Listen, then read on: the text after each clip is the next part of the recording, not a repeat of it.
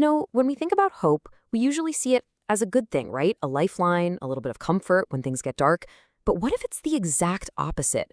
Today, we're going to unravel this whole paradox, and we're going to do it by looking at one single haunting painting. Now, this idea, it isn't new. Not at all. In fact, there's an ancient Greek myth that basically put hope on trial thousands of years ago. The story starts with Pandora, the very first woman. Her name literally means the all-gifted, and she really was. The gods all chipped in, Hephaestus sculpted her, Athena gave her wisdom, Aphrodite gave her beauty. She was basically a divine masterpiece. But then Zeus, the head honcho of the gods, he gives her one last gift. And it's a bit of a weird one. It's a box, and it comes with a very serious warning. Whatever you do not open it. It was a total test of her willpower. And, well, you know what happens next, right? Of course, she opened it and outpoured every terrible thing you can possibly imagine, just flooding the world with misery. She totally panics and slams the lid shut, but yeah, the damage was already done. Well, almost all the damage was done. She did manage to trap one last thing inside that box. And that one thing? It was hope.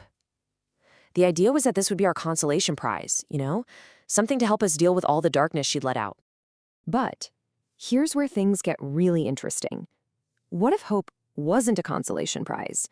What if it was actually just the final, most clever evil left in the box? The philosopher Friedrich Nietzsche, he certainly thought so. He argued that hope's real job is just to drag out our suffering. Fast forward a couple of thousand years, and that exact same unsettling idea gets captured on canvas. It's an 1886 painting by an artist named George Frederic Watts, and he gave it this simple and kind of ironic title, Hope. Okay, so take a look at this painting. At first glance, you're probably thinking, that doesn't look like hope at all. I mean, it's a scene of complete desolation.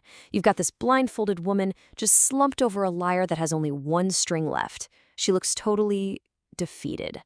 And yet, her ear is tilted down, straining, desperately trying to get some kind of music out of that one single fragile string.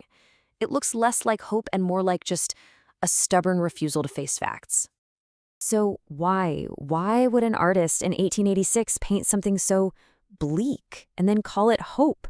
Well, to get that, you really have to understand the world he was living in. It was a time of massive, massive change that was shaking up everything people believed in. See, starting a couple centuries earlier, a huge wave of new thinking just washed over Europe. You had the Enlightenment and then the Industrial Revolution.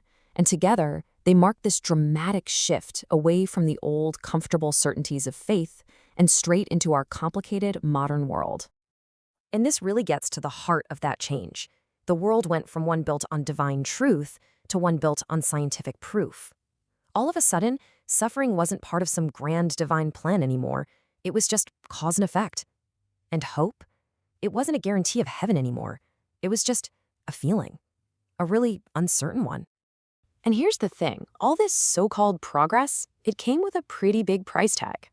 As those old structures of faith started to crumble, a lot of people felt totally lost, like they were adrift in this big, meaningless world. It's this deep anxiety that created the perfect opening for a philosopher who was going to challenge everything, including the idea of hope itself. And the philosopher who really gave a voice to all this anxiety, that was Friedrich Nietzsche. He launched one of the most powerful attacks in history against the very concept of hope. Nietzsche had this really provocative idea he called slave morality. He basically argued that people who were powerless, who couldn't get what they wanted through sheer strength, they just invented a whole new value system where their weakness was actually a good thing. So being meek became a virtue, and not being able to get revenge became forgiveness. So for him, hope was this really dangerous illusion. Think about it. It promises you a reward in the next life, right? So what does that do?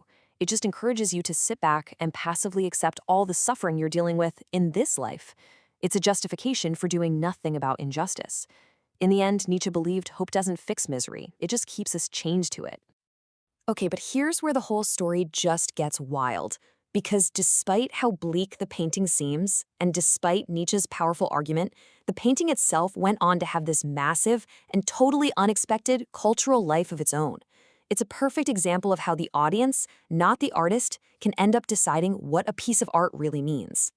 Somehow, people looked at this painting and didn't see despair at all. They saw resilience. They saw the sheer guts it takes to keep trying, even when you've only got one string left.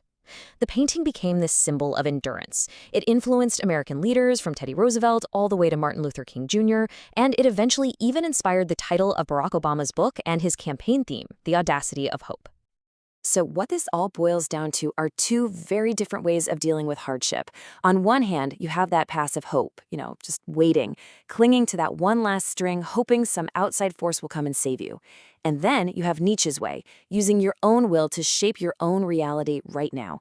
He had this amazing phrase for it, amor fati, which means love of fate, to not just accept your life, but to embrace all of it, the good and the bad, as your own. And that leaves us right back where we started, with that big question, a question that's wrapped up in both the painting and the philosophy. Is hope that final lifeline that stops us from completely falling apart? Or is it the chain that keeps us tied to a broken situation, stopping us from getting up and building something new for ourselves? Really, the question is, what is it in your life?